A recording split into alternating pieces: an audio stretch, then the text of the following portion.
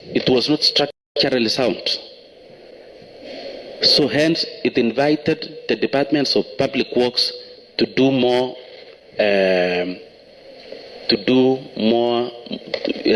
to study and see how they were going to change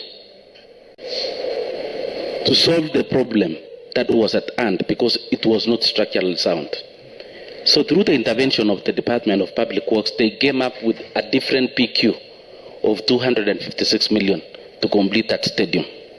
So from there, I requested this Honorable House to approve, to give us more allocations for the construction of this stadium. But since it was not possible to put that figure, that total of 256 million, and yet the ceiling for the department was standing at 230 million, it was not possible to consume the entire allocation for the construction of the stadium. So what we did was to spread, to do it in phases.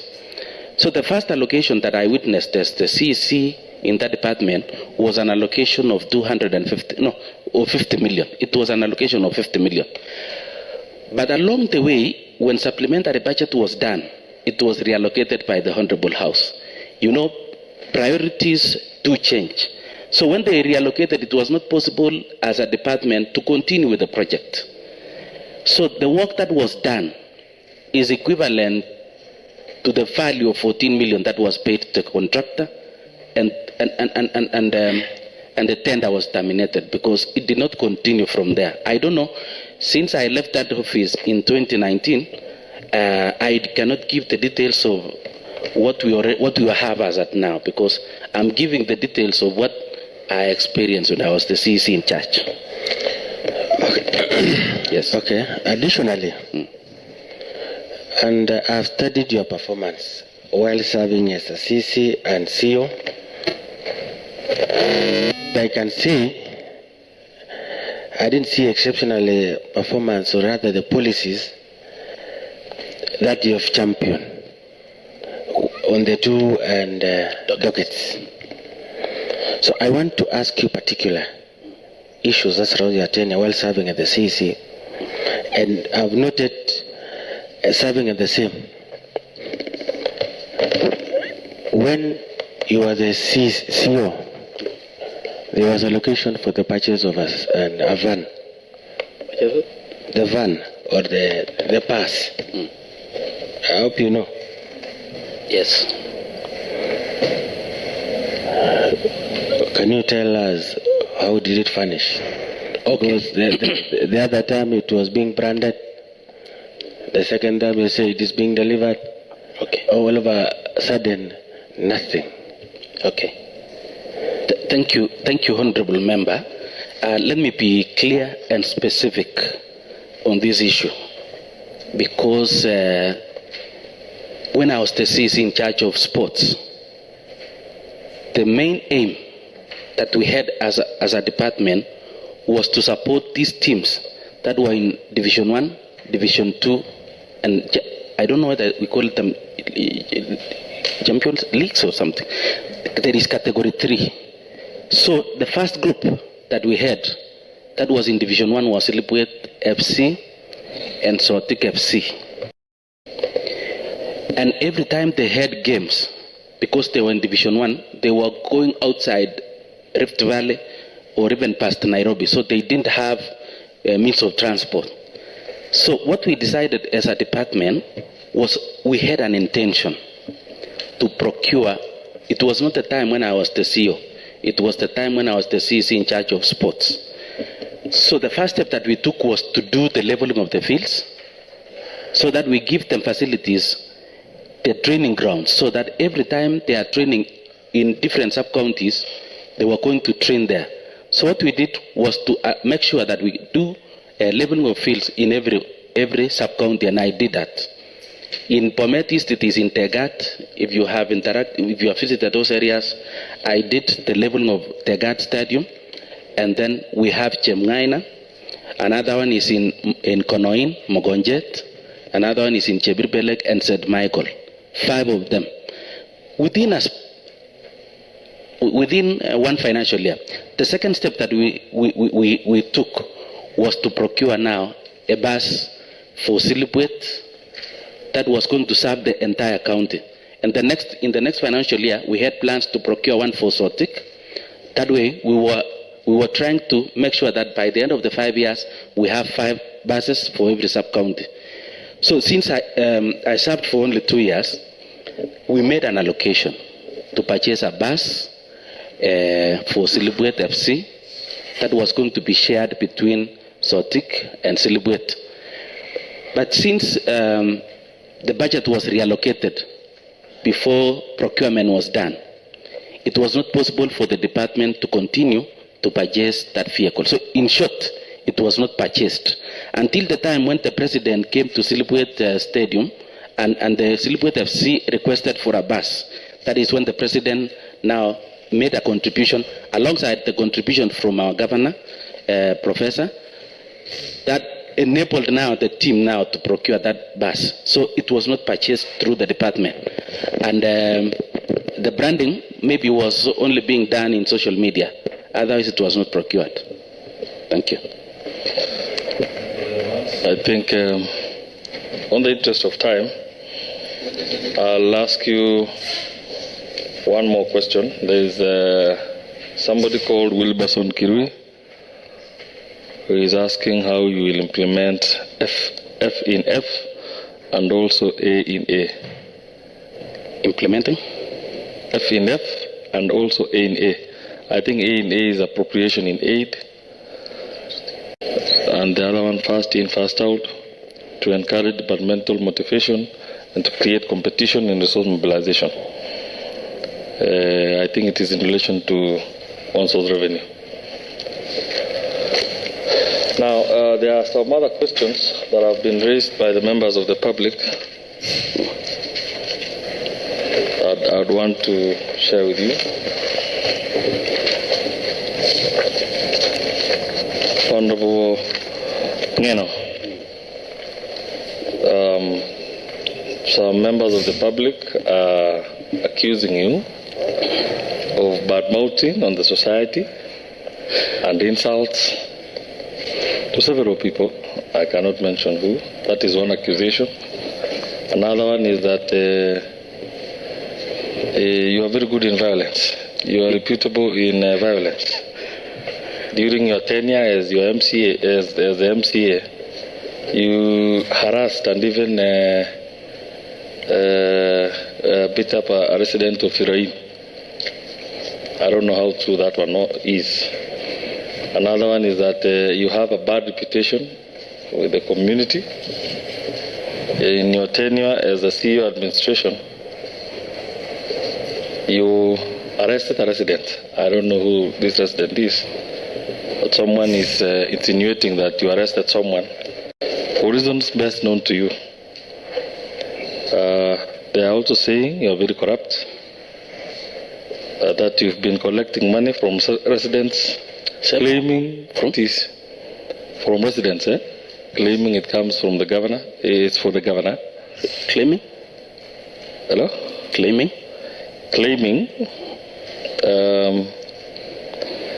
Claiming that it is for the governor. And also that you've not been supporting the county agenda.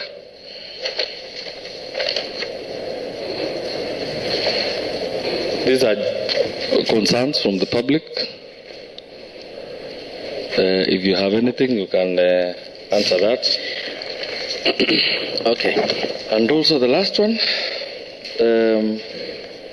I don't know, because I've seen your documents and there is a letter from Equity Bank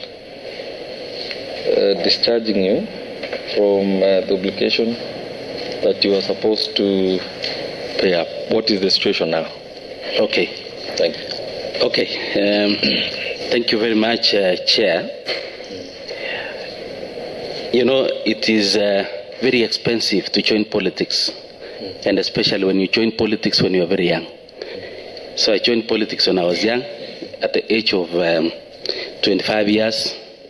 And during that period, I may have engaged my competitor in a tough battle.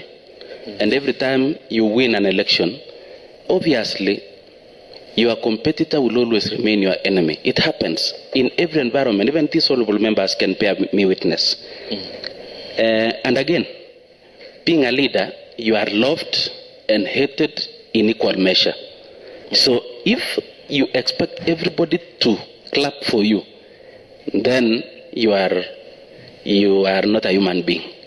So it is always there, and it happens. So let me go one by one, Honorable Chair. On the issue of bad mouthing, I think that is just an allegation, because we have been in different forums as leaders, as politicians, and especially when I was an MCA. Of course, you compete for resources, and every time a supporter of your competitor, you are engaging as your competitor, their supporters will always take you as being bad-mouthing them. But I always believe that what I say, they lack evidence. These accusations, I know, they lack evidence. It is just an allegation. That one, I may not even respond to in details about it, because it's hard for myself to change. I mean, I cannot pretend to be who I am not. So maybe the voice that comes from my mouth always sound like it goes that way. Anyway, let me respond to that of violence. It is not true, because if it has any attached OP, then it means somebody was assaulted. I have never ever assaulted anyone since I was elected in 2013 as an MCA. Those ones, but propaganda cannot miss in social media platforms, radio stations. It is always normal. It's a norm in every political environment for such propagandas to be in place. Bad reputation, I don't know.